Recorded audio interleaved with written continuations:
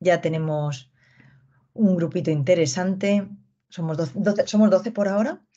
Se irán incorporando porque en los siguientes 5 o 10 minutos seguro que se nos incorporan más. Pero bueno, ya están aquí Pedro y Borja, que llevan desde un ratito haciendo los últimos preparativos para la sesión, que son súper trabajadores. Yo estoy muy contenta de por fin haber tenido la oportunidad de que ellos estén aquí, porque cuando montamos todo esto, en el fondo, yo a ellos les conozco desde que hicisteis el informe de COVID, que estamos hablando que estábamos todavía, esto es Sí, 2020, es que hace fue hace ya, años, hace más claro, de 2 es que años. yo ya todas las presentaciones de cómo recomponer y a cuánta gente mandamos aquella encuesta para que rellenaran si estaban bien, si estaban mal, cómo se sentían, si hacían deporte antes del COVID, si no hacían deporte, si tenían buenos hábitos. Y los resultados muy interesantes también por distribución. Bueno, ahora los enseñaréis. Entonces, claro, ves en vuestras edades la evolución es muy rápida y ves poquito a poco cómo van cambiando las cosas, los cambios de trabajo y es una delicia, la verdad. Entonces tenía muchas ganas de que estuvierais aquí. Y os voy a hacer las mismas preguntas que hago siempre a todas las personas que pasan, o a casi todos, porque no ha habido nadie que ha dicho que no, pero quería yo saber en la parte científica, cuál fue vuestro interés para, por ejemplo, hacer matemáticas y no, porque los dos habéis estudiado matemáticas además, y no hacer, por ejemplo, industriales o físicas, que también hay mucha gente de físicas que estudian ahora mismo todos los datos.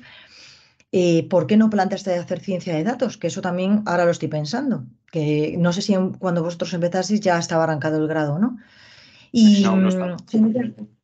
no estaba todavía, vale. O sea, inicialmente, ¿por qué vuestro interés en ciencia? Luego, ¿por qué hicisteis matemáticas y ya dijisteis, oye, vamos a especializarnos y hacer un máster de datos en vez de iros por otro tipo de derrotero? Si hubo ahí algo que pasó que dijisteis fue clave para el cambio. Y ahora ya que estáis aquí, ¿cómo es trabajar en la empresa privada? Si os gusta dar clase o no dar clases, si estos proyectos en los que os metís con Emilio, como escribir libros, meter proyectos, informes de COVID, etcétera, etcétera, ¿qué os aportan a nivel profesional y a nivel de experiencia? Y un poquito de vuestra trayectoria. El Hay ruedo es muchas vuestro. preguntas, ¿eh, Pedro? ¿Empiezas tú? Contesta tú rápido primero, ¿quieres? Vale, empiezo yo. Pues hay que situarse en segundo de bachillerato y en la decisión de elegir carrera. Pues yo siempre disfruté, sacaba buenas notas y disfruté bastante de las ciencias, de la biología, de la física, de las matemáticas, especialmente bachillerato, física y matemáticas, las recuerdo con cariño.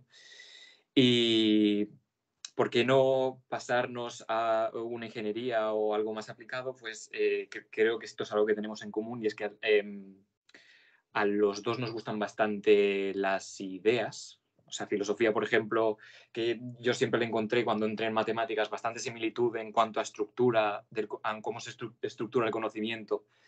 También fue una asignatura mía que yo disfruté en el bachillerato. Entonces, por esa búsqueda, por ese interés más por las ideas, pues al final, en un bachillerato de ciencias, pues yo terminé en matemáticas. Después, ¿cómo pasamos al mundo de la ciencia de datos? Pues estábamos en... Está bien porque mucho de esto va a servir para los dos. Estábamos en cuarto y estábamos un poco preocupados porque quizá en matemáticas no veíamos una salida inmediata al mercado laboral. Entonces, nos empezamos a preocupar, buscamos información en esto de la inteligencia artificial, a ver qué era eso. Un profesor de matemáticas nos habló de Emilio y fuimos a hablar con él para pedirle hacer unas prácticas. Y las prácticas que hicimos con él en el IDAL fueron el cuadro de mando del COVID que vamos a enseñar después. Entonces, ya a partir de ahí vimos que, pues, yo creo desde mi punto de vista que era algo interesante, que tenía futuro, que lo hacíamos medianamente bien y después Emilio nos presentó el máster IA3, que hay alguien aquí que también lo está haciendo ahora, que lo hicimos el año pasado, bueno, aún nos queda presentar el TFM. Y nada, que nos sirvió para especializarnos más en esto de la IA, más allá de otros conocimientos sobre ciencia de datos que teníamos ya por haber hecho los cuadros de mando, etc. Y ahora mismo en la empresa privada, pues yo creo que esto será muy común, que es que a veces te terminan contratando gente que sabe menos de lo que tú haces que lo que tú mismo sabes. Entonces, se genera ahí un juego ahí sobre ¿y cómo se llama esto? ¿Esto es inteligencia artificial o es machine learning? O las expectativas, intentar rebajarlas o intentar decir, mira, esto es un problema que es asumible o no es asumible. Pero en general yo creo que ahora mismo nuestro perfil está bastante bien visto desde las empresas y yo creo que es un buen momento para estar en la situación en la que estamos. Y nada, contentos. Yo por lo menos estoy contento con mi situación actual. ¿Y por qué nos metemos aquí y en estos otros temas como el libro, etcétera? Pues yo creo que son, aparte de que ya hay una relación entre pues, Ruth o Emilio, pues son ejercicios que también sirven para consolidar conocimiento, aumentarlo y en general ganar experiencia en este mundo. Creo que eso es lo positivo de todo esto. Y eso sería todo. Muy buen resumen y muy buena memoria. Sí. Yo creo que prácticamente ha contado el caso de los dos. O sea, yo lo único es también decir, pues eso, que cuando acabamos la carrera de matemáticas, porque yo también tenía claro que quería hacer, bueno, yo tenía claro que quería hacer matemática.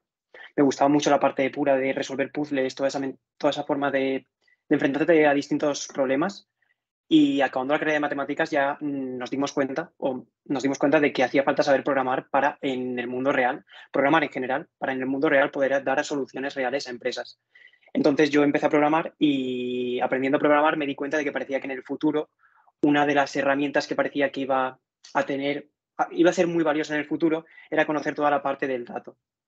Parece que la carrera de matemáticas te enseña de resolver distintos tipos de problemas con distintos algoritmos y parece que es muy útil añadir a esa lista de algoritmos y tipos de problemas que conoces hoy en día todo lo que gira en torno al dato. Y parece que es así. Y parece que desde luego que cuando llegas a la empresa es muy útil. Y eso, y ya todo lo que ha dicho Pedro. Sí, la verdad que habéis tenido también una trayectoria muy común, muy de amistad, de lo que dices tú, al final se va solapando la amistad con los intereses profesionales y bueno, pues aquí estáis, aquí vamos a empezar. Ya estamos 16 personas, es el momento de arrancar y voy a parar, así que os voy a agradecer, ¿vale? Pues buenas tardes a todos. Hoy quiero empezar diciendo gracias a todos los que estáis aquí, que cumplimos un año, al día 31 cumplimos, como no vamos a poder estar juntos porque vamos a estar haciendo otras cosas el día 31 de diciembre, pues quiero dar las gracias a todas las personas que nos han acompañado en esto que arrancó pues como una especie de colaboración a todas las formaciones que hacía Emilio online y donde la gente ya no quedaba para luego unas cervezas, luego para encontrarse y conocerse y poner cara a cara. Y pues pensamos que era muy bonito poder hacer algo de encontrarse. Y el Meetup es una herramienta, una aplicación que lo permite. Así que empezamos con Data Science Valencia y la trayectoria de la vida va trayendo otros regalos como fue Datamecum, que empezamos en mayo, el primer curso empezó en septiembre, ya vamos casi a la mitad y arrancamos la segunda edición dentro de nada. ¿Qué son estos seminarios, las caminatas, las carreras o lo que vaya viniendo? Manera de encontrarnos, somos gente que a todos nos gusta hablar de datos, pues unos hablan desde la perspectiva de Python, de Machine Learning, de inteligencia artificial, como dice Pedro, no, de lo que sea, pero trabajar con los datos, otros trabajan desde Power BI, otros se dedican más a los casos de negocio, cómo trasladarlos a poderlo poner en algoritmos, pero en el fondo nos une un interés por los datos y a mí me gusta que nos conozcamos personalmente porque yo creo en el poder de la comunidad y en el poder que tiene el networking, el poder generar oportunidades de trabajo, oportunidades crear libros, proyectos o esto mismo que estamos haciendo ahora mismo. Así que hoy en específico vamos a cerrar el segundo ciclo que se llama visualización. Ellos van a hablar de minería de datos visual interactiva porque han hecho en su trayectoria varias carreras. Dar las gracias a Pedro y a Borja por su tiempo, preparar todo esto, que no es poco. Y este ratito que van a tener con nosotros, no solo de presentación, sino luego de preguntas y respuestas, y a los que estáis presencialmente, por estar aquí con nosotros y interesaros por el tema y por ellos. Así que sin más, muchas gracias y arrancamos. Vale, pues voy a empezar yo haciendo más o menos la presentación de los temas que vamos a tratar. Y lo que vamos a hacer es hablar de los cuadros de mando, que son una de las herramientas más importantes dentro de la minería de datos visual y seguramente la herramienta más importante si nos adscribimos a la minería de datos visual interactiva. Entonces, nosotros hemos estado los 2 últimos años trabajando tanto en el diseño como en la producción, en el desarrollo de este tipo de herramientas, de los cuadros de mando. Entonces, creemos que quizá no tengamos ni el suficiente conocimiento ni la suficiente experiencia como para dar una charla en el más puro sentido magistral, pero sí para hacerla desde un punto de vista más personal, en la que nosotros os contemos en qué han consistido los proyectos que hemos llevado a cabo, cuáles han sido las dificultades con las que nos hemos encontrado, los errores que una vez pasado el tiempo ahora somos capaces de identificar en nuestro propio trabajo, para que si en algún momento tenéis o queréis dedicaros a este tema, los cuadros de mando o el desarrollo de cuadros de mando, que nuestra experiencia os pueda servir también de ayuda, para que no estéis en la misma posición que estamos nosotros cuando empezamos, que estéis un poquito mejor por lo menos. Vale, entonces empiezo comentando 2 conceptos principales, que es la minería de datos visual y los cuadros de mando. La minería de datos visual son un conjunto de técnicas y exploración de conjuntos de datos que se basan en gráficos y visualizaciones y que tienen como objetivo extraer patrones, tendencias y relaciones en los datos. Cuando digo un conjunto de técnicas, no me limito simplemente a este tipo de gráfico o este otro tipo de gráfico. También me refiero a herramientas de análisis estadístico, herramientas de aprendizaje automático, que permiten procesar de alguna forma los datos y después mostrar el resultado de ese procesamiento visualmente en gráficas. Por ejemplo, aparte de un gráfico, una herramienta de minería de datos visual puede ser una aproximación lineal para extraer una tendencia o un modelo de aprendizaje no supervisado como el clustering para extraer grupos de los datos, etc. Y después tenemos los cuadros de mando, que los cuadros de mando son interfaces gráficas que, utilizando las distintas herramientas de la minería de datos visual, permiten representar información, datos de manera clara y concisa. Y que además permiten que el usuario interactúe con la interfaz, de modo que puede elegir qué y cómo se le muestra para que sea más sencillo que extraiga conclusiones o vea patrones o identifique problemas. Aquí os he dejado una lista de herramientas para el desarrollo de cuadros de mando. Todo esto son links. Son links lo que está en azul. Los 2 cuadros de mando que vamos a presentar, los 3 cuadros de mando en los que vamos a hablar están hechos. El del COVID está hecho en R, en Shiny, y los otros 2 están hechos en Python con Dash. Entonces, en Python tenemos la librería de Dash. Aquí os he dejado un repositorio que contiene un montón de recursos para hacer cuadros de mando en Dash. Y después hay otra librería en Python que se llama Streamlit, con la que no hemos trabajado, pero que se está ganando bastante nombre últimamente. Y después está Shiny, que es originalmente una librería de R, que ahora parece que también han hecho una versión para Python, pero que ahora mismo está en alfa. Después en R tenemos Shiny y en Shiny alrededor de Shiny existe un ecosistema de librerías para facilitar la creación de cuadros de mando. Una cosa importante es aquí que cabe decir es que un cuadro de mando hecho en Python y en R al final es una página web. ¿Qué pasa? Que Dash y Shiny permiten generar ese tipo de página web que facilita la representación de datos sin la necesidad de ser un experto en desarrollo web, sin saber muchos HTML, sin saber CSS, sin saber JavaScript.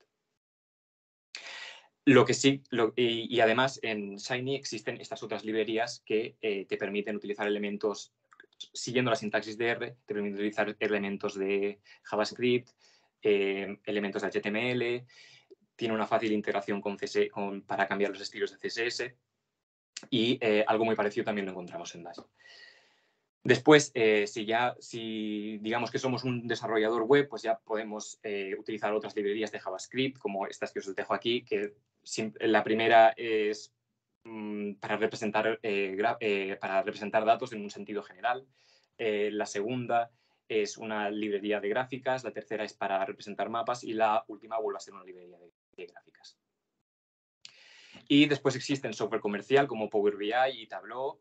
Creo que también hubo en este ciclo de charlas una sobre Power BI, por ejemplo. Y después ArcGIS, que es software comercial, la empresa se llama Esri, que es especializada en la representación de datos geográficos. Y entonces aquí os dejo algunos ejemplos. Por ejemplo, para que los veáis, no voy a entrar aquí ahora, pero estos dos primeros son dashboards sobre datos geográficos del COVID. Este es uno que se hizo muy conocido, que fue como el de los primeros que salió, que está hecho con ArcGIS y después está por un departamento de sanidad estadounidense y por una universidad estadounidense, y pasó algo curioso, que de repente muchos otros administradores empezaron a comprar o a adquirir ese mismo gráfico, y aquí vemos ese mismo tipo de gráfico y vemos como la Comunidad Valenciana también tenía ese mismo gráfico, pero para los datos de la comunidad. Después tenemos otro ejemplo, es el visor presupuestario de la Generalitat, que está hecho en la librería de 3.js. Y aquí os dejo un enlace a otros ejemplos que están hechos con datos públicos publicados por la administración.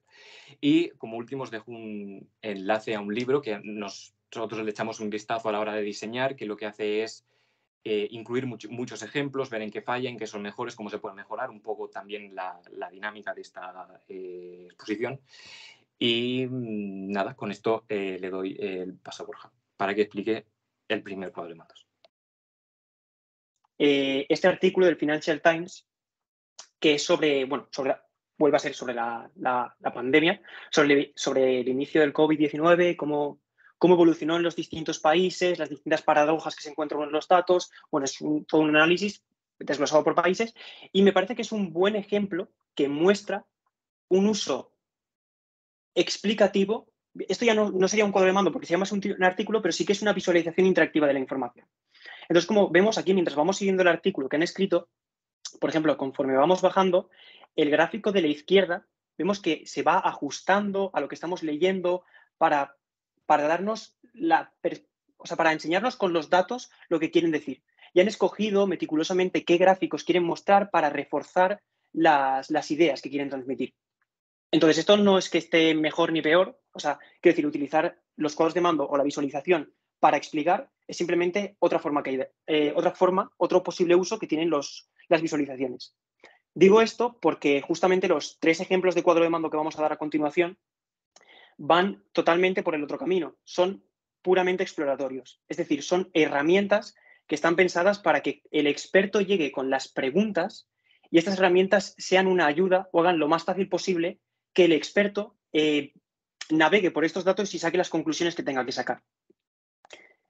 Entonces, una vez explicado esto, ya me gustaría empezar con el primer cuadro de mando y el más sencillo de todos. Es el primero que hicimos también, que trataba de representar, de visualizar los resultados de una encuesta que lanzó la Universidad de Valencia sobre la condición física, o sea, sobre la salud física y mental durante el primer confinamiento por el COVID-19. Que como recordamos, pues el primer confinamiento fue el que fue especialmente duro, el que nos pilló por sorpresa. Estuvimos más de un mes, creo que fue, encerrados en casa. Entonces, era para ver cómo había afectado eso a la gente que hizo la encuesta. Entonces, bueno, aquí hay una primera gráfica que nos permite visualizar cuándo fue respondiendo la gente. Y esta ya es la parte importante. Entonces, voy a refrescarla para que parta de cero. Entonces, como vemos, este cuadro de mando lo dividimos en 3 categorías. Perfil del encuestado, respuestas simples y respuestas múltiples. Entonces, ¿qué es esto? Nosotros dividimos las respuestas a la encuesta online que se lanzó en estas 3 categorías. Una primera categoría que constaba de estas 4 variables que estamos viendo en pantalla, que servía para hacernos una idea del perfil físico, del perfil de usuario, o sea, del perfil de encuestado que había respondido. Y luego, ya sobre las preguntas sobre las que teníamos interés, las dividimos en dos grupos, las de respuesta simple y las de respuesta múltiple. Las de respuesta simple son las que solo podías seleccionar solo tenías que responder con una respuesta concreta, por ejemplo aquí, tipo de trabajo durante COVID. No ha trabajado, ha realizado trabajo presencial, etc. Y las de respuesta múltiple, que son las que admitían varias opciones. Por ejemplo, ha tenido dolor en estas fechas, y podías decir que habías tenido dolor en la zona cervical y en la zona lumbar, o que no habías tenido dolor. ¿Vale? Entonces esta es la división, como lo habíamos estructurado. Entonces, vamos a ir... Como he dicho al principio, los cuadros de mando que vamos a enseñar son más exploratorios que explicativos. Entonces, lo que pienso que también puede tener valor para los que estéis escuchando es que son bastante genéricos. Es decir, todo lo que se propone aquí, toda esta forma de visualizar los resultados de esta encuesta, no es específico por las características de esta encuesta, sino que, como veis, hemos dividido las respuestas simplemente por el tipo de respuesta, pero tipo de respuesta en cuanto a simple, múltiple y perfil. Entonces, quiero decir con esto que este tipo de cuadro de mando se puede utilizar con conjuntos de datos muy distintos. Entonces, aquí, el perfil del encuestado. Tenemos 5 pestañas. La primera, el total, donde veríamos las 4 variables que definen el perfil del encuestado, la cantidad de hombres respecto a mujeres, cómo se distribuye la edad, el peso. Y luego tendríamos una pestaña por cada una de estas variables. Por ejemplo, la del sexo. Y en cada una de estas variables podemos ver la relación que existe entre esta variable con el resto de variables de perfil del encuestado. Por ejemplo, cómo se distribuye la edad, según si eran mujeres o hombres los que contestaban, o la altura respecto a hombre-mujer, o el peso respecto al sexo. Y como vemos, pues vemos lo típico, pues lo que nos cabría esperar, que parece que los hombres son un poco más altos y los hombres son un poco más pesados. Nada nuevo por aquí. Vale, y aquí ya pasaríamos a una parte más interesante, que sería analizar las respuestas simples. Esta parte está dividida en 3 secciones. Una primera para filtrar y otras 2 para, otra vez, relacionar variables. Entonces, esta primera, para filtrar, nos permite, mediante este cuadro de la izquierda, hacer una selección del conjunto que nosotros queramos, y eso cambiará el gráfico de arriba y lo podremos comparar siempre con el de abajo, porque el de abajo se mantendrá constante con la representación de toda la población. Entonces, podríamos seleccionar, por ejemplo, la pregunta de, en comparación antes del COVID, ¿cuántas horas al día estás sentado? Y ver si ha respondido de forma distinta a la gente más mayor respecto al total. Y como vemos, pues parece que sí. O sea, parece que pasa algo curioso, y es que un 40% de la gente que hemos filtrado pasa menos horas sentada durante el confinamiento. Cosa curiosa, desde luego. Y sin embargo, en los jóvenes, pues no pasa así. Entonces, también hemos dicho que íbamos a ir resaltando errores que hemos visto con más perspectiva, y por ejemplo, esta gráfica, una de las cosas que podemos ver hoy en día que quizás se podría mejorar es que se podrían integrar estas 2 gráficas, la de muestra completa y la de muestra filtrada, en un solo diagrama de barras que permita comparar de manera más sencilla sin tener que estar mirando la de arriba y la de abajo. Y luego las otras 2 secciones, como he dicho, sirven para relacionar variables. Aquí podemos, con la pregunta que hemos seleccionado arriba, podemos ver cómo han contestado según el sexo, según la edad, según la altura y según el peso. Es decir, según la característica del perfil del encuestado. Y también podemos comparar según... también podemos relacionarla con las respuestas a otra pregunta simple. Como por ejemplo esta que está seleccionada aquí, tipo de trabajo durante el COVID. Entonces, ahora mismo tendríamos dos preguntas seleccionadas. En comparación antes del COVID, ¿cuántas horas al día estás sentado? Con otra, tipo de trabajo durante el COVID. Y como vemos, ponemos las posibles respuestas de ambas Adrián, preguntas en los mira, dos ejes. entérate, anda, mira, ve lo de... O sea, se me ha olvidado. Como vemos, pondríamos las respuestas en los dos ejes y la intersección sería la cantidad de casos que caen ahí. Y luego el color de esta gráfica, no quiero entrar mucho, pero tiene que ver con si las dos variables son independientes o no. En este caso, como hay muchos colores, pues no son independientes estas variables. Es más, si nos fijamos en la proporción, parece que si evidentemente tienes un trabajo presencial activo, pues es más probable que pases, la proporción de que pases menos horas sentado es mayor que aquí. Pero bueno, tampoco quiero entrar mucho en estos detalles. Y por último, las respuestas múltiples siguen el mismo esquema que las respuestas simples, simplemente que había que tener en cuenta la naturaleza de estas respuestas. Entonces, pues el filtro es lo mismo, pero en vez de tener ese pie chart tenemos un diagrama de barras en las que vemos las respuestas, vemos el número de opciones marcadas, pero la idea vuelve a ser la misma.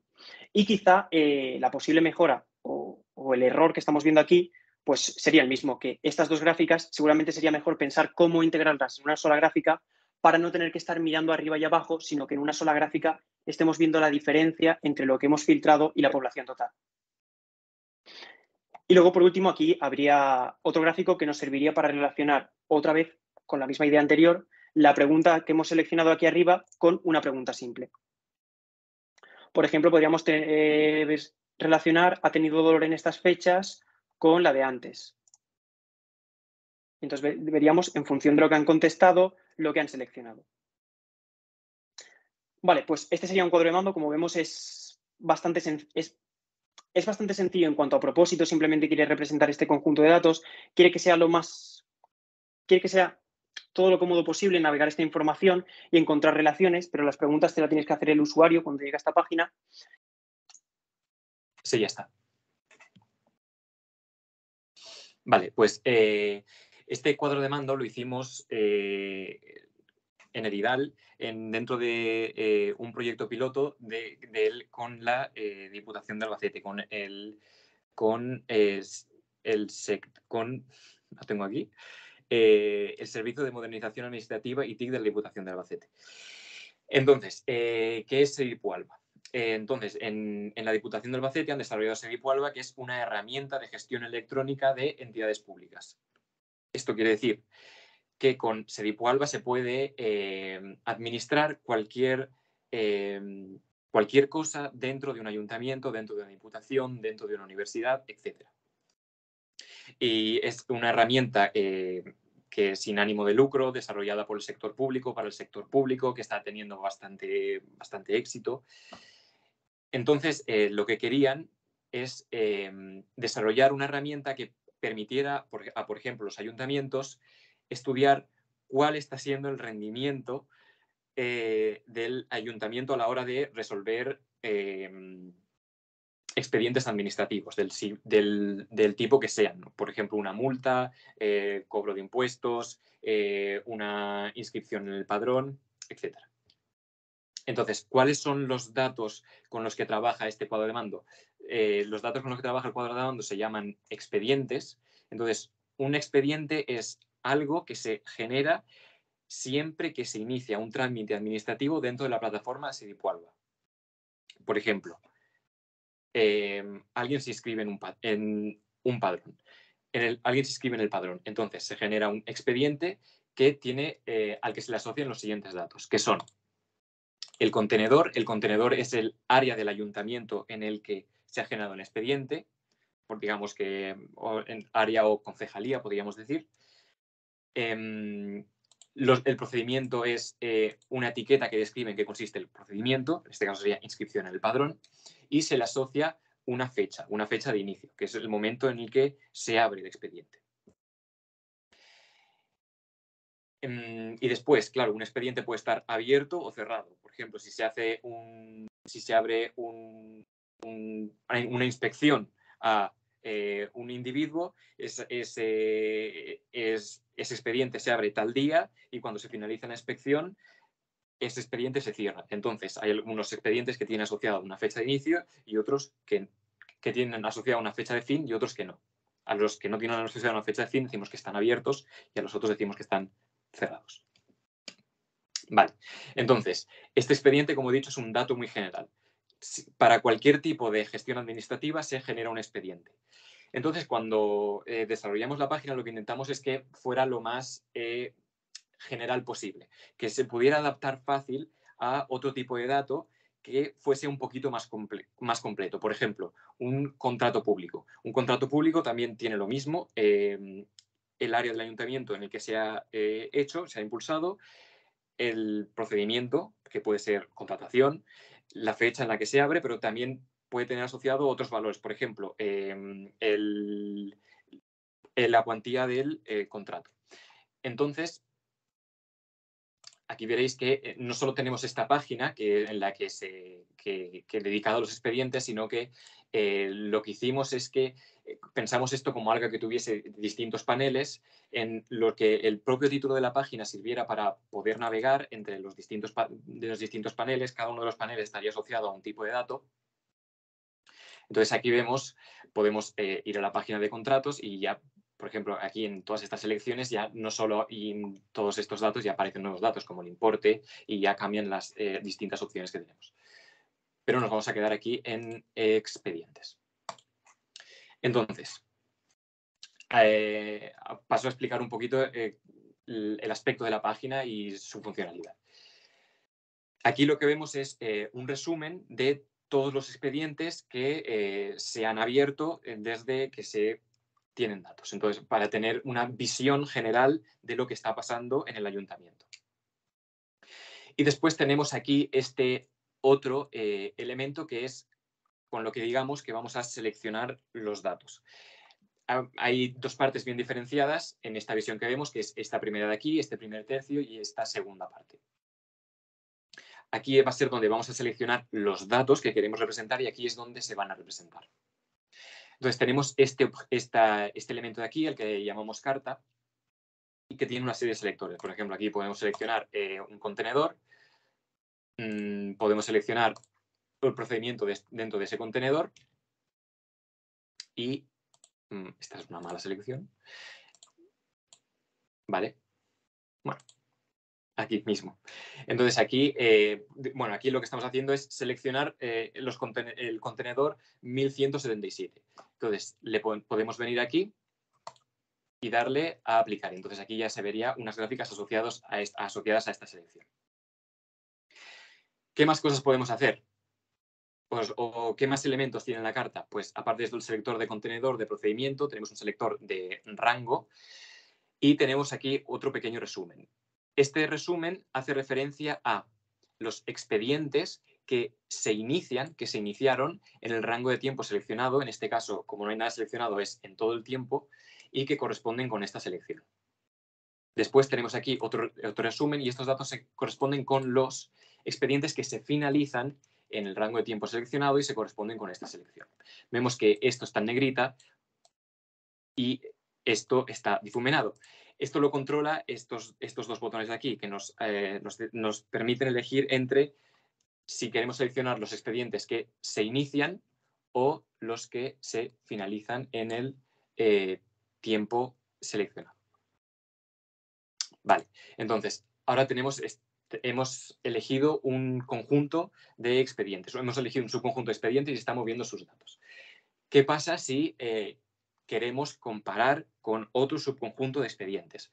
Pues para eso tenemos aquí este botón que lo que nos permite es añadir más cartas. Entonces aquí podemos hacer cualquier otra selección y aquí hemos seleccionado estos otros conjuntos. Entonces, aparte de los propios elementos de selección, las cartas también funcionan como leyenda, por eso los colores que tienen. Y es que, si os fijáis, al seleccionar un subconjunto, la cantidad de etiquetas que pueden estar asociadas a él hace difícil que en una leyenda se indique qué conjunto se corresponde con el color rojo. Entonces, eso se soluciona con el hecho de utilizar las cartas. ¿vale? Y hasta ahí, digamos, el funcionamiento general de esto. Ahora voy a pasar a explicar algunas gráficas. Entonces, venimos aquí a unos subconjuntos mejor seleccionados y tenemos aquí las gráficas. Entonces, ¿cómo podemos elegir, cómo seleccionamos las gráficas que queremos ver? Pues de una manera análoga a cómo seleccionamos el panel, aquí vamos a poder seleccionar el tipo de gráfica que queremos ver. De hecho, aquí, por ejemplo, aquí estamos viendo ahora mismo esta, podía moverme aquí para tener esta gráfica aquí. Esto está, o sea, se permite poder ver una gráfica, la misma gráfica dos veces porque quizá querramos estudiar dos partes distintas de la misma gráfica simultáneamente. Entonces, esto lo permite. Entonces, vale. Esta gráfica de aquí no tiene mucho misterio, es una serie temporal en la que cada punto nos indica la cantidad de expedientes que se iniciaron en el mes correspondiente, en este caso del subconjunto azul, o sea, del contenedor, de este contenedor, en febrero de 2018 se abrieron 319 expedientes. Y esto de aquí nos permite ver las proporciones, nos permite ver la cantidad del total de la selección y las proporciones de las selecciones. Entonces, vamos a pasar a una gráfica, uno de los errores que hay en esta página, que digamos que es esta gráfica. Esta gráfica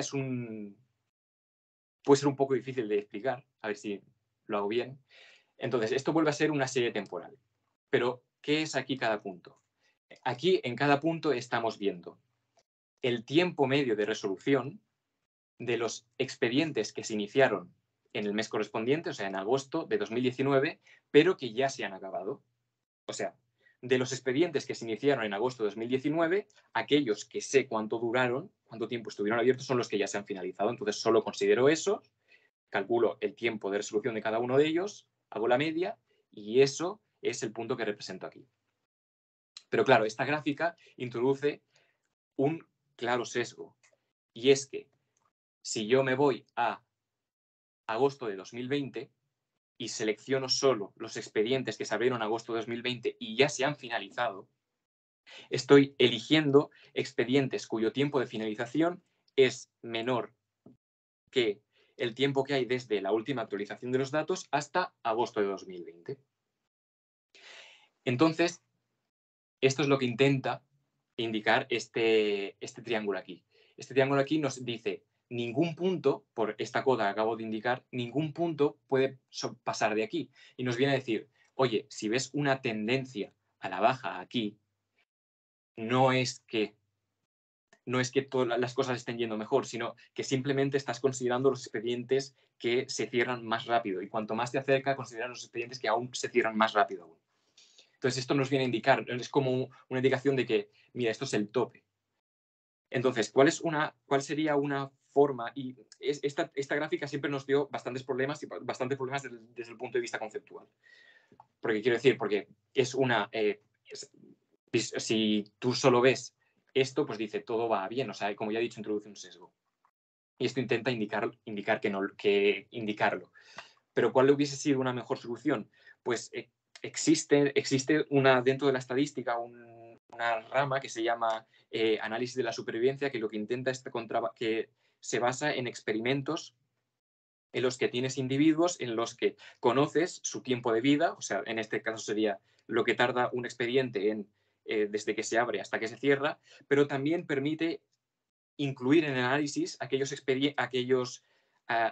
individuos que tú solo conoces el momento en el que se empezaron a estudiar. O sea, solo nos permitiría añadir al análisis aquellos expedientes que solo sabemos el momento en el que se abrieron y no sabemos cuándo termina.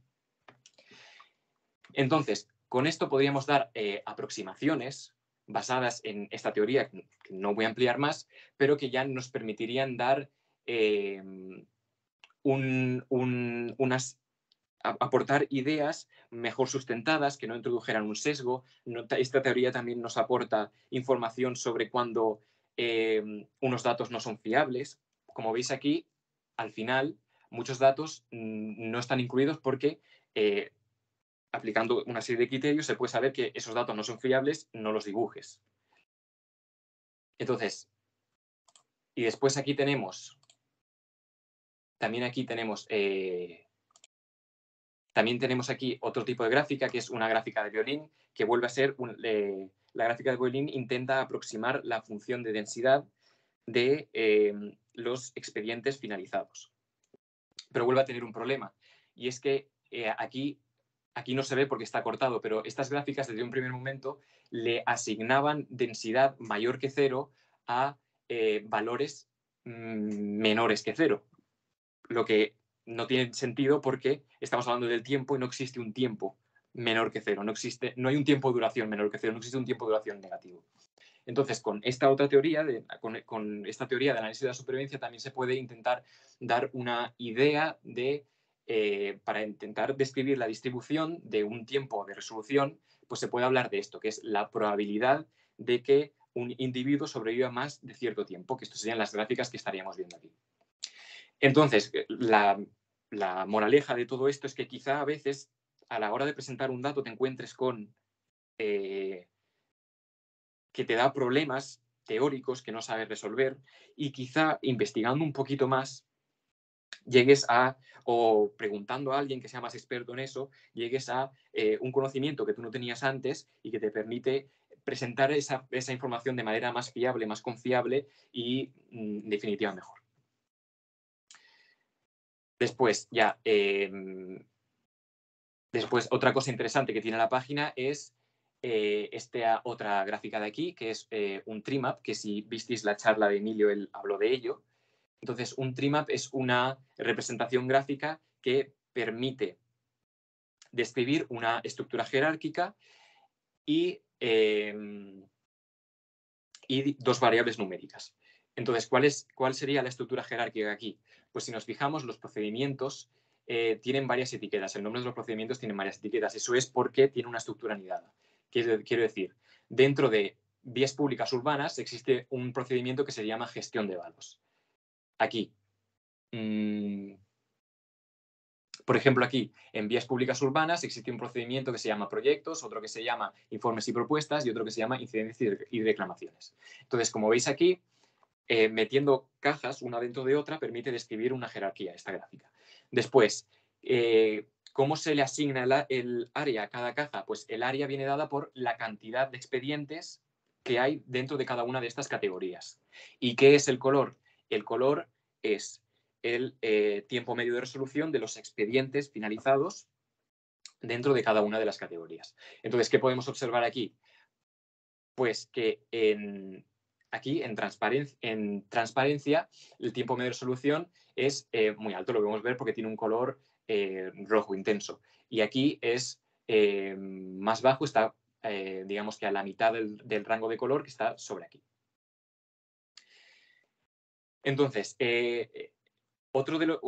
los trimaps son una herramienta gráfica muy potente que te permite contar muchas cosas sobre los datos, pero tiene un problema, y es que se lleva mal con tener demasiadas etiquetas, con tener demasiados subconjuntos. ¿Por qué? Porque hay categorías que dejan de ser apreciables. Entonces, esto lo intentamos resolver de dos formas. Una, la forma más evidente es esta. O sea, añadimos un botón y que el gráfico se amplíe, sea más grande. Pero otra forma que decidimos fue, mira, vamos a considerar aquellos recuadritos que no son fácilmente clicables. Porque si algo es fácilmente clicable, te puedes mover por encima, o sea, puedes moverte por encima y puedes leer con la tooltip, con estos apuntes que te va dando la gráfica, puedes leer la información. Pero estos de aquí ya es un poco más incómodo.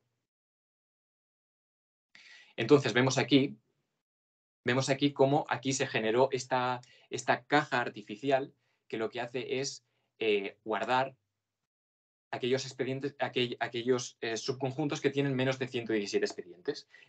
Entonces, esto nos permite clicar dentro y ya podemos leer más cómodamente las categorías. Bien, y después no he hecho ninguna referencia a cómo se está presentando aquí la información de las cartas, y es la siguiente. Vemos aquí que aquí hay este recuadro más grande es azul porque hace referencia a este recuadro más grande es verde, hace referencia a este, y este rojo hace referencia a este de aquí.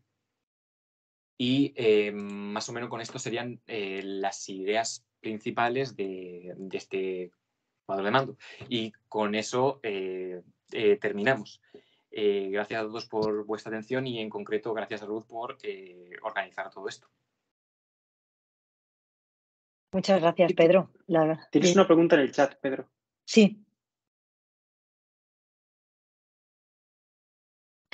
Hay una duda sobre la gráfica de duración de los expedientes. Es de José Luis Matute, que no es ni la primera ni la segunda vez que está con nosotros, o sea que seguro que es una pregunta muy interesante. Dice sobre la gráfica de duración de los expedientes y el análisis de supervivencia. La zona gris empezaba en julio del 19. ¿Es que significa eso que no hay expedientes más antiguos que aquella fecha? No, esto es, o sea, ¿cuál es la zona? Vale, voy a explicar mejor qué es la zona gris. La zona gris muestra para cada punto en el eje Y, para cada punto en el eje X muestra la distancia que hay desde ese momento temporal hasta la última actualización de los datos. Entonces, desde julio, o sea, digamos, si aquí en julio de 2019 hay todo este tiempo hasta julio de 2021. Entonces, claro, esta gráfica no se le está asignando el mismo espacio a un día aquí y a un día aquí, pero la distancia de aquí a aquí es la distancia que hay desde julio de 2019 hasta la última actualización de los datos, que es julio de 2021. ¿Por qué? Porque ningún expediente abierto en 2019, en julio de 2019, puede tener una duración mayor que el momento de la última actualización de los datos. Y eso, si tuviese una duración mayor a ese momento, situaría el punto en aquí. ¿Por qué termina aquí? En realidad no termina aquí. En realidad esto sigue así. Solo que decidimos que tampoco hacía falta, o sea, que la gráfica se tiene que centrar en estos datos, no se va a centrar aquí. Entonces, esto sigue aquí, porque hay datos, o sea, el dato más antiguo es aquí en junio de 2017. O sea, sí que hay datos. Pero simplemente es eso. Esto sigue, pero decidimos centrarnos aquí en esta parte de la gráfica.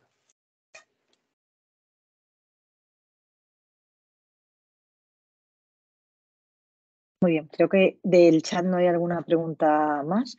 Yo tengo dos preguntas. La primera, respecto a esto, ¿qué problema tuvisteis con la información al tratarse de información pública, de ciudadanos? ¿Tuvisteis que hacer algo especial? Esto que hablamos de anonimizar. Bueno, sí, o sea, ¿Alguna? no, o sea, en los datos que teníamos no había información personal de ningún tipo. Son etiquetas y además en algún momento de todo este proceso, como es la primera vez que hablamos de ello, pues decidimos aleatorizar las etiquetas, remezclarlas un poco para que no hubiera problemas. Pero sí, o sea, en realidad los datos eran datos muy abstractos, muy del sistema informático, no tanto de la relación de la administración con los ciudadanos, sino era muy del sistema informático dentro de la plataforma.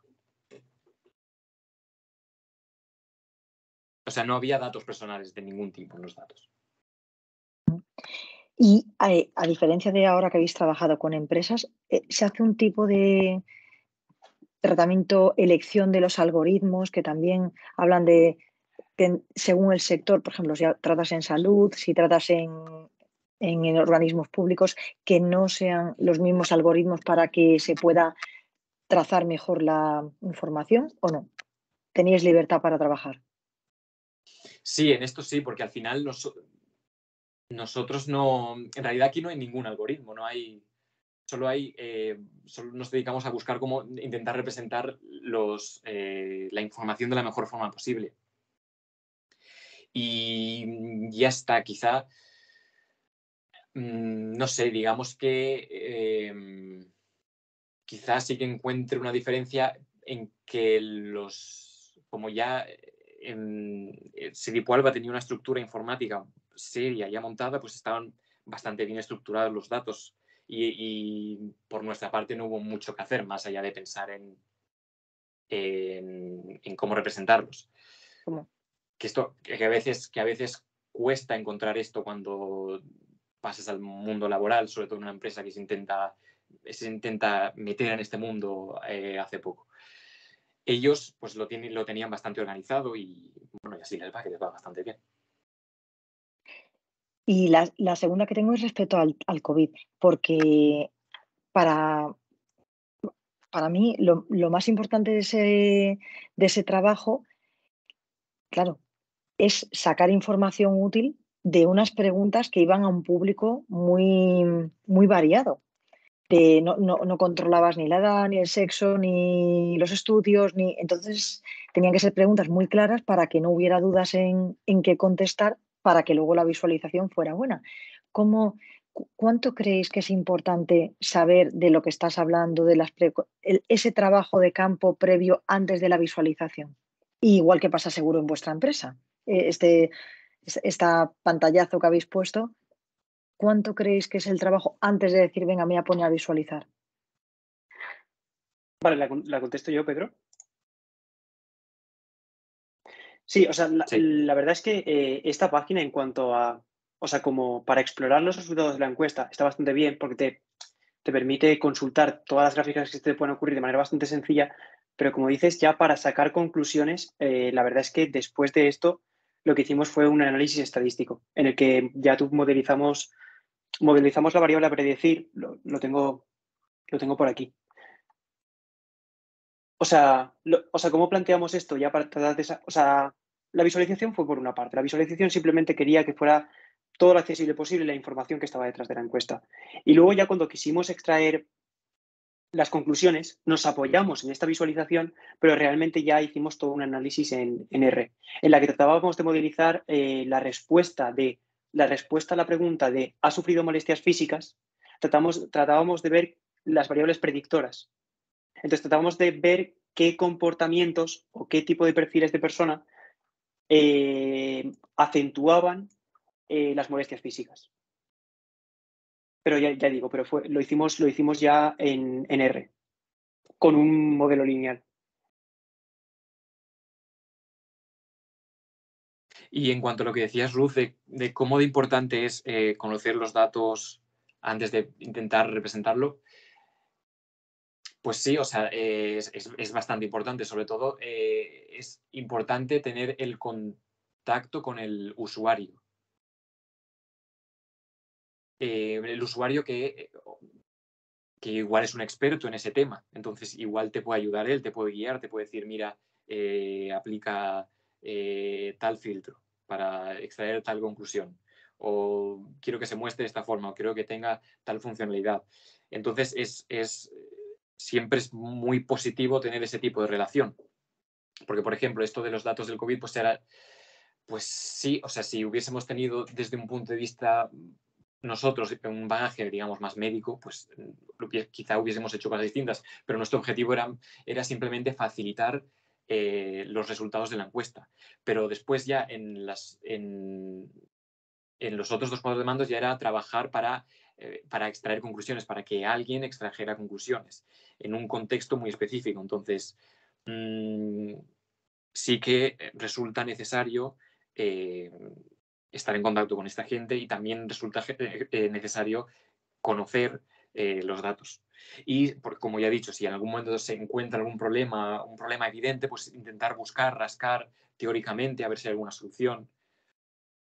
Claro, y no solamente un problema, Pedro, sino también las conclusiones que puedas sacar Sí. de la información, que al final es muy fácil tomar conclusiones y tomar acciones basadas en esas conclusiones muy rápidamente. Por eso es verdad que tiene que haber una labor de trabajo muy cercana de el que sabe de lo que está hablando con las personas que preparan y que las personas que preparan toda esta información quieran enterarse de cómo funciona el negocio. Sí. Tener esa curiosidad de saber de lo que estás hablando, sea de un problema como claro, ahora en vuestra empresa, sea el COVID o sea... Sí, o sea, ahora que lo dices, cada vez que hemos tenido que hacer una herramienta de estas, ha habido un periodo al inicio de inacción, o sea, de no entiendo nada. No entiendo el dato y mucho tiempo hasta que ya empiezas a hacer un primer diseño, pues cuesta.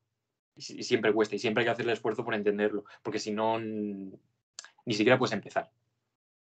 Claro. Pero sí que es verdad que al final, o sea, también lo que comentábamos al principio, que los cuadros de mando que hemos diseñado al final son muy poco específicos. O sea, dependen, o sea, de todo lo específico que podrían ser, si lo pensamos realmente, por ejemplo, el último cuadro que hemos enseñado, en realidad tiene una parte izquierda para seleccionar información y una parte derecha para visualizar la información. Y, o sea, algo que hemos tenido en común en todos los cuadros de mando es que los hemos intentado hacer todos los genéricos posibles para que absorban casi cualquier tipo de dato. Y sí que es verdad que los análisis han tenido que venir más, o sea, las conclusiones han tenido, o sea, esto ha servido de refuerzo, pero desde luego ninguno de estos cuadros de mando te hace el análisis estadístico, por así decirlo. O sea, son muy genéricos en cuanto a lo que se puede conseguir. Estoy de acuerdo, pero toda la generalidad que dices, por ejemplo, la pregunta que han hecho por el chat, claro, si tú coges expedientes de un tema en concreto que solamente hay a partir de un determinado año, claro, no va a haber de años anteriores, entonces igual te sale vacío y piensas, claro, está mal la visualización, igual no está mal la visualización, igual es que para ese tipo de expedientes no existían del año 2019 hacia atrás. Entonces, a eso me refiero, que hay que tener un poquito de conocimiento para, por ejemplo, si ese es el caso, decir, no existen expedientes de este tipo anteriores, para evitar que el usuario diga, esto está estropeado. No está estropeado, es que de ese tipo que has seleccionado. Y claro, eso solamente se hace cuando tú conoces qué es lo que estás hablando. Si hay una nueva categoría de producto, por ejemplo, en una empresa, ¿no? Se lanza un producto a partir de 2021 y entonces tú pones una comparativa 2021 de un producto contra otro y el producto solamente ha arrancado en 2021, todas las comparativas te van a dar el 100% de crecimiento, pero eso es falso. Luego te va a trastocar todas las comparativas de venta. Entonces, es verdad que hay que decir, no, ojo, que es que este producto se ha lanzado en 2019 y esta comparativa que te estoy dando es errónea. Entonces, por eso digo que sí que es verdad que hay que hacer un trabajo de análisis que es muy arduo, que es el más duro, porque claro, no estás viendo nada, solamente estás trabajando con los datos sin ver la parte bonita, pero que seguro que habéis estado muchas horas entendiendo qué preguntas había, o sea, qué era lo que había detrás de las preguntas de la encuesta, por ejemplo. Sí. Sí, lo que pasa es que, claro, yo como lo intentaba generalizar, claro, por ejemplo, el problema que estaba explicando Pedro con la gráfica que tenía este triángulo gris y todo esto, en realidad, claro, eso es, la naturaleza de ese problema es de cualquier proceso que tenga una fecha de fin. Siempre que analices el tiempo de procesamiento de algo que tiene una fecha de inicio y una fecha de fin, llegas a ese problema. Entonces sí que es verdad que hay que entender ese problema, pero es aplicable a otros tipos de procesos, pero sí. Pero claro, eso tiene que quedar claro. Y creo que lo que también quieres decir es que hay que estandarizar, que no podemos sacar un cuadro de mando para una cosa específica y que luego haya que crear otro de cero para otra cosa. Si podemos estandarizar y que cubra diferentes casos de uso, pues mejor. Exacto. Bueno, y creo que Juan tenía la mano levantada. Juan, venga. Sí, no, nada, muy rápido. Era simplemente apuntar un comentario que habéis hecho, que hablabais de la necesidad de meterse en el problema y comprender los datos para crear un cuadro de mando. Yo estoy totalmente de acuerdo. Lo que pasa es que yo creo que aquí esa labor excede un poquito al científico de datos. Yo creo que al final, para hacer un cuadro de mando es imprescindible que se involucre la persona que va a utilizar ese cuadro de mando, o la persona, departamento, llamadlo como queráis. Es decir, al final, en cualquier problema de ciencia de datos, es importante que el científico de datos adquiera conocimientos o parte del conocimiento sobre los datos que está trabajando, eso es importantísimo, pero nunca va a suplir ni debe suplir a la persona que va a utilizar, o la persona del campo de aplicación, que es quien realmente se va a hacer las preguntas, es realmente quien va a utilizar ese cuadro de mando, es realmente no sé, quien va a darse cuenta de cosas extrañas, eso que apuntaba Ruth, ¿no? Mira, es que una cosa que para ti no puede ser importante, como lo de la fecha, pues no tiene sentido que hagan fechas por debajo de esta fecha, con lo cual,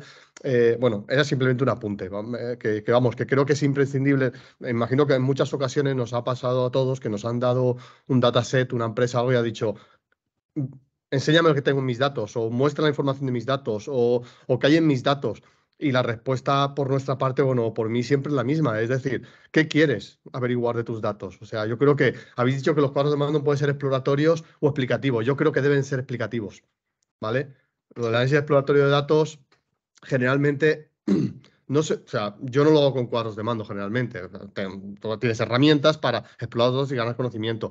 Pero, o sea, es lo que decía, deben ser puramente explicativos. O sea, explicativos en el sentido de que quien los va a utilizar tiene que saber lo que tiene que encontrar. Lo que pasa es que acceder a esa información o a ese conocimiento a partir del dato es complejo para él. Es decir, 50.000 Excels, 50.000 repositorios de datos y toda esa información, a veces información no agregada, pues no es útil para el experto en el campo de aplicación. Con lo cual, bueno, apuntar simplemente eso, que yo creo que deben de ser explicativos.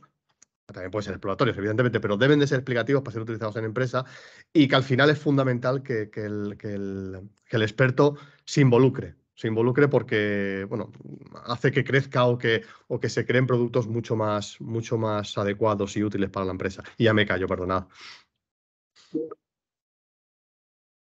Bueno, no sé si alguien tiene alguna pregunta más.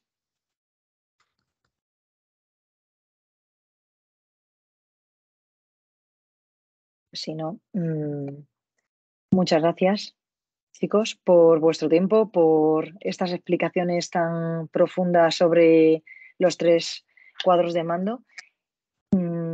Seguir así. Dentro de nada seguro que podemos hacer otra más y ya habrán pasado otras 2 o 3 cosas más entre medias.